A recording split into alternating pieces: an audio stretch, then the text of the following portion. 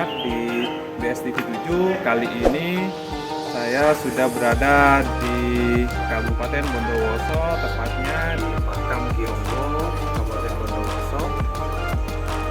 Di sebelah belakang saya, di mana kita langsung masuk saja ke dalam. BSTV 7 mantap!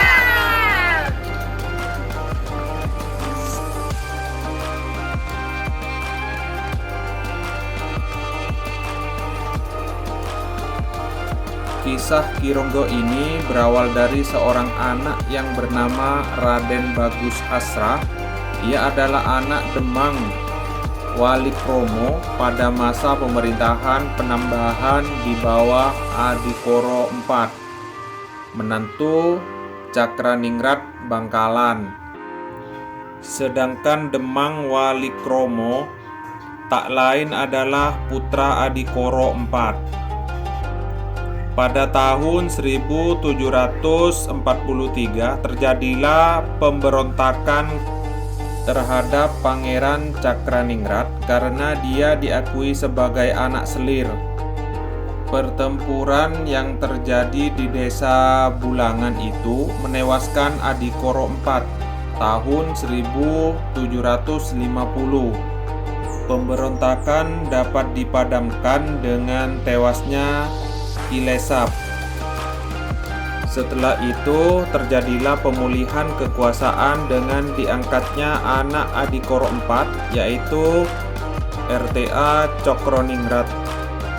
Tak berapa lama terjadi perebutan kekuasaan dan pemerintahan dialihkan pada Cokroningrat I, anak Adikoro III, yang bergelar Tumenggung Sepuh dengan Raden Bilat sebagai patihnya. Khawatir dengan keselamatan Raden Bagus Asra, Nyai Sedabulangan membawa lari cucunya mengikuti eksodus besar-besaran pengikut Adikoro IV ke Besuki. Raden Bagus Asra kecil ditemukan oleh Kipati Alus Patih Wiropuro untuk kemudian ditampung serta dididik ilmu bela diri dan ilmu agama. Usia 17 tahun beliau diangkat sebagai Menteri Anom dengan nama Abhisek Mas Astruno, dan tahun 1789 ditugaskan memperluas wilayah kekuasaan Besuki ke arah selatan. Sebelumnya beliau telah menikah dengan putri Bupati Probolinggo pada tahun 1794. Dalam usaha memperluas wilayah, beliau menemukan suatu wilayah yang sangat strategis untuk kemudian disebut Bondowoso. Dengan diangkatnya beliau sebagai Demang di daerah yang baru dengan nama Abhisek Mas Ngabehi Astrotruno.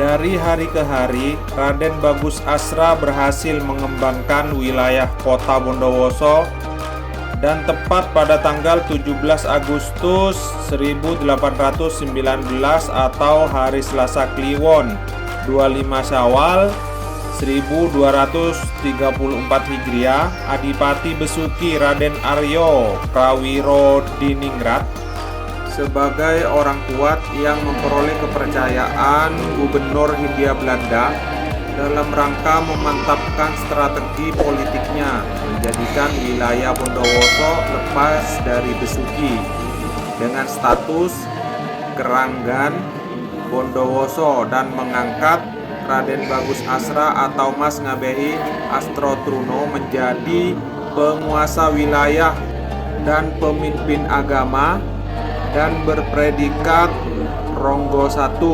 ditandai penyerahan tombak Tunggul Wulung.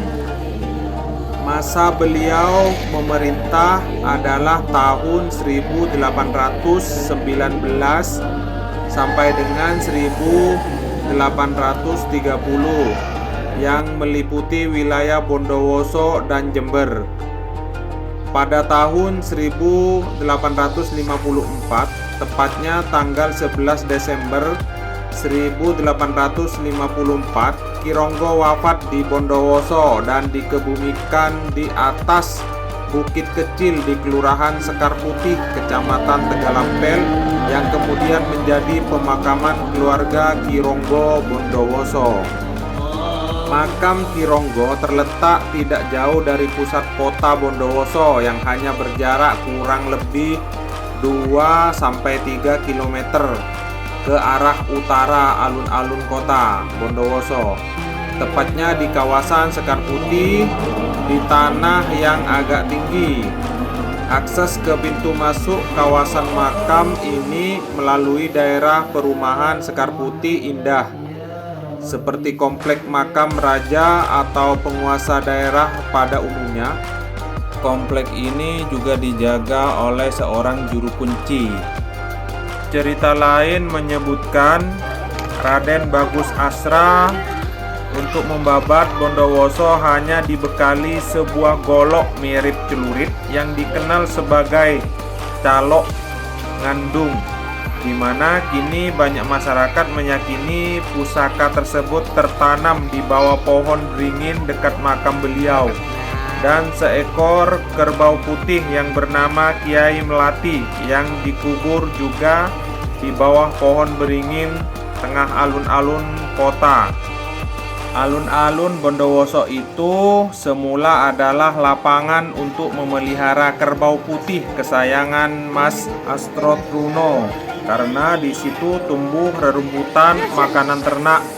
Lama-kelamaan lapangan itu mendapatkan fungsi baru sebagai alun-alun kota, dan untuk tempat menghibur para pekerja agar tidak jemu dan bisa melepaskan lelah.